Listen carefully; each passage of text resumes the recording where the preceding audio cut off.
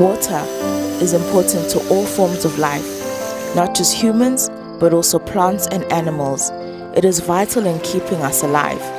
Never do we show appreciation for it, nor take the time to realize its true value or importance in our daily lives. They say you never miss a good thing till it's gone. What happens when the value of what's lost is so extreme that no level of regret or decision to change it can make a difference? That is why we, as Umngeni municipality, in partnership with DUCT and environmental champs, through the Save the Midmar project, say now is the time to make a change while we still can. Sibona amanzi eshoda eMidmar Dam. Into enzakalayo senza lento okuthiwa ama-one leaks oplamba bethu abakhona kumgungundlovu abakwazi ukungena ngaphakathi emzini abantu bona bagcina ngaphandle. EnviroChamps, which is a non-profit organization, has managed to save over 8 million liters of fresh drinking water, an expensive and scarce resource. As a community, we need to work together with these organizations to make this project an even bigger success than it already is.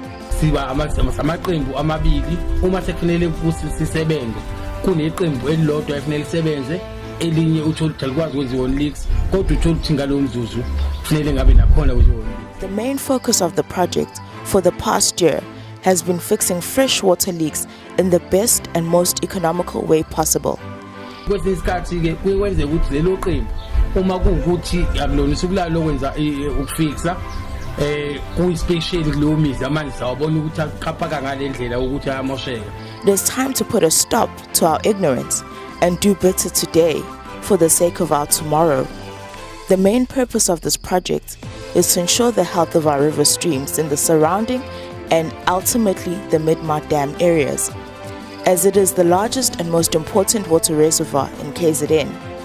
Rivers such as Umngeni, the Lions, and Moore River feed into this dam, which emphasizes the importance of not just concentrating on the dam alone. Umphakathi esibona ushaya izandla lendlela ake ngiyabonga kakhulu ukuthi sisave ukuthi sifundiseke ukusave amanzi ngoba phambilini besingazilutho ukuthi amanzi ayiphile empilweni zethu futhi akukho kunye okusiza emanzini. Ngiyabonga. Help us and be a part of the change we all want to see.